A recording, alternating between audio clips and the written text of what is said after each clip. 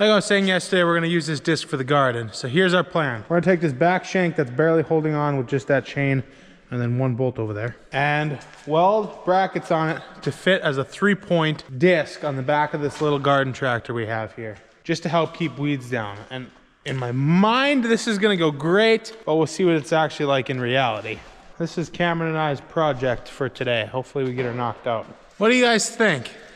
Is this gonna work or am I stupid? We're gonna give it a try though. We got an old cutting edge here that was wrong and just been sitting over on the shelf for a while. 1/2-inch steel. I think that's 1/2 inch. Thick steel, we'll say.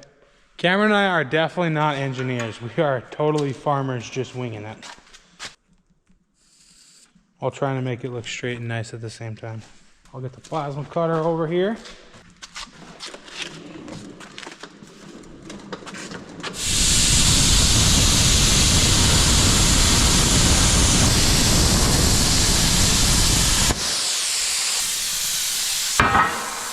There's one done. Well, after Cameron and I were arguing for about 15, probably 20 minutes now, we finally decided on how it's going together. And we both think we agree and are right, we hope. We used the ichrometer and we think we got the front end of it the same distance, you know. There's probably some kind of math thing or some way to make that perfect. But I'm homeschooled and don't know how that works. So the ichrometer's got it pretty good. We're gonna tack this on now and then go to the next step that we don't know what we're doing. We just work here. Was it open? No. Oh no, it was. We got pressures.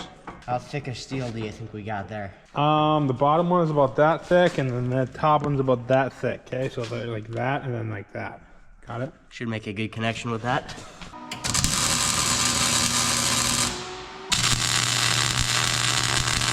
Close your eyes, don't look at the welding. It's bad for your sight. Yeah, I'm not listening to my own advice. Time to figure out the next step. Well, Cameron and I were now stripping our cutting edge the long way. Trying to get a little bit not so 7 inches wide, 4 inches wide instead. We finally got it, but man, we did not perform the greatest of cuts. Apparently, it's harder than it looks to cut 3/4 inch steel. Cutting it the short way, the plasma cutter went through it no problem, but the long way, we struggled. We tried the torch and the plasma cutter. It don't look pretty, but we got it done.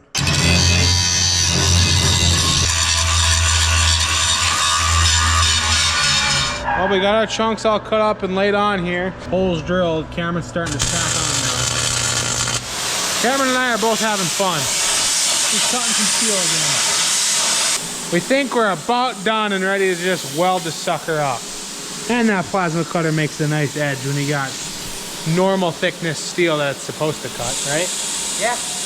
Well, for not being engineers and just farmers, I think we did a good job. And Cameron does a really good job with the MIG welder. I basically don't even know how to run the thing. But I'd say them are pretty dang decent welds. That one, we won't look at that one. But those there look good. Oh, you still gotta get these on there yet, Cameron? Yeah, I got the undersides of those. We got it all mounted up. I got this weight we're gonna try to throw on there yet and get that welded on. But we hooked it up and I think it's gonna work perfect. Cameron and I are gonna see if we can get that big heavy thing right there lifted onto there now. I don't think I can lift it. Oh my gosh. Ow. 1, 2, 3. Does it work? Oh boy, oh boy. Too much weight for the jack.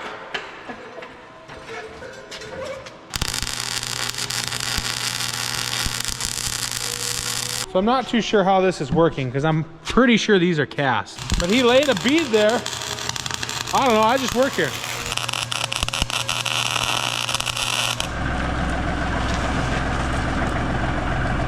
Time for the test run. Down a little, forward a little.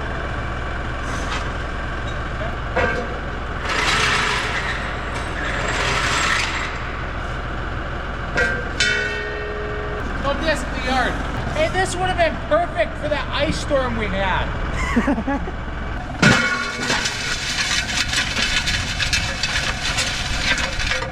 You're mildly concerned about the 3-point arms? Yeah. Hopefully it's okay. We'll take it easy and just watch. This tractor's not made for healthy men.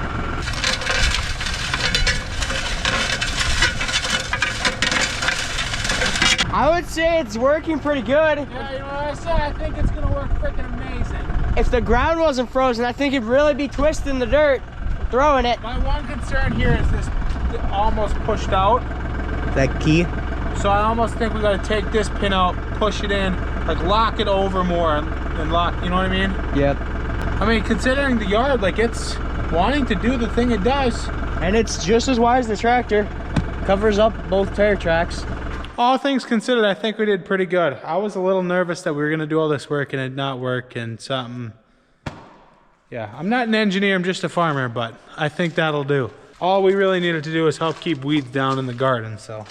On today's agenda, I'm gonna be rebuilding some more old steel like I did in the last one. Everything is so muddy for this payloader. Leaving ruts. I'm gonna work on resurrecting more old steel.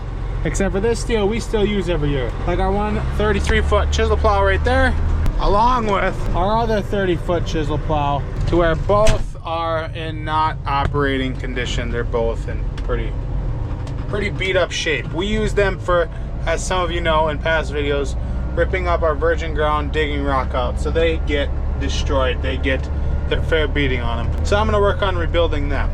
Those two other chisel plows we purchased about 2 years ago. We found them, they're both wheel rich. A guy had them packed in his trees. We picked them both up for 800 bucks a piece, and they work great for ripping rock out and getting destroyed running over all the rock that you've seen me have. So I'm gonna fix them for free 99 only time with this 24-foot wheel rich chisel plow that we picked up in someone's trees 15 years ago.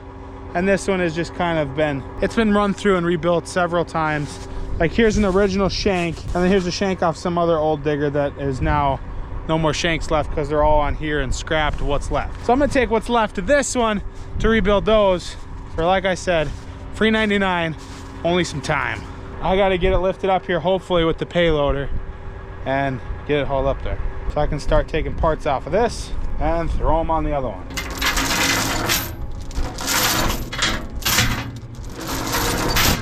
Okay, let's see if it lifts up or snaps in half. Well, I got it lifted up, but I just don't think this is gonna work. Because now I'm in the tire, and that's how you get flat tires and cause disaster. I don't know, maybe I just bring a tractor down here and drag it home up to the farm up there. There's a lot of good parts on here though. Like this is still a good shank. It's not the proper shank, but it'll fit on the other one. And there's a couple original shanks that are on here that'll still work. And there's a lot of points I wanna take off. Well, I think I've ran into a bit of an issue. I'm by myself.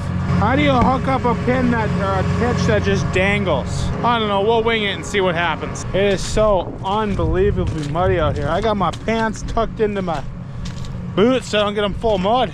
Okay, I can get the front end lifted up just by sitting on the back here. But now how do I be in the tractor and put the pin in and lift it up all at the same time? Yeah, I can lift it. Okay, now it looks like we're on the money. I got high enough to get it backed up here. But now, gotta figure out how to get this to stay up while I back up and drop the pin in with all by myself. But I got an idea.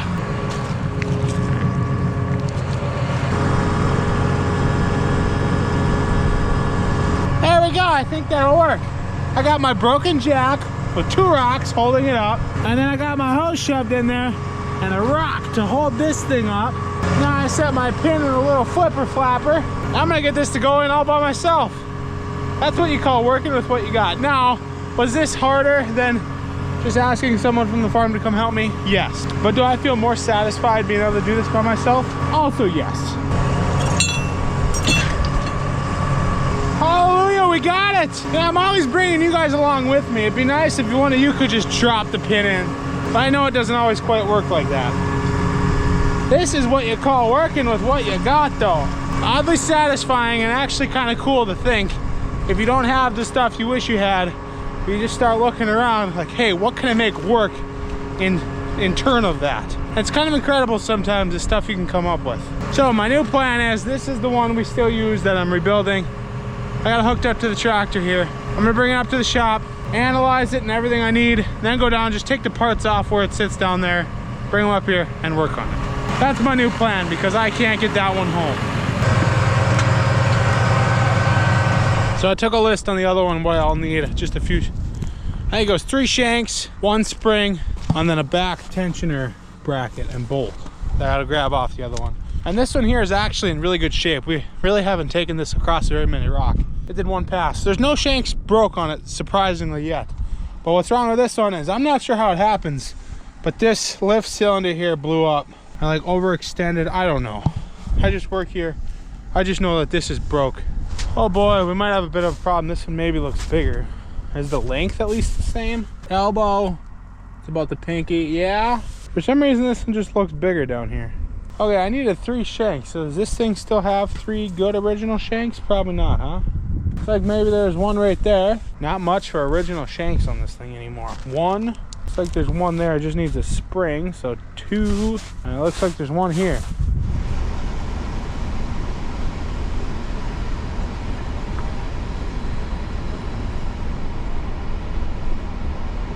Well, as you saw, just a little drive-by there of fire and blinking lights and everything. I don't really want to record anything, get in anybody's way. They're trying to work there. Yesterday, a little local elevator in our area started on fire, and I was talking to our neighbor here. What he heard is a bearing. They're thinking a bearing up on top got hot and ignited it. The whole local elevator tap in here burned to the ground, and it looked like there was some grain in it. Good thing we have first responders and everything like that to get that stuff cleaned up, and I'll just stay out of their way and let them do their job. Sad to see stuff like that go, but then again, that thing was probably over 100 years old, and it was just a little elevator for, I think, organic flax and maybe a few other little things.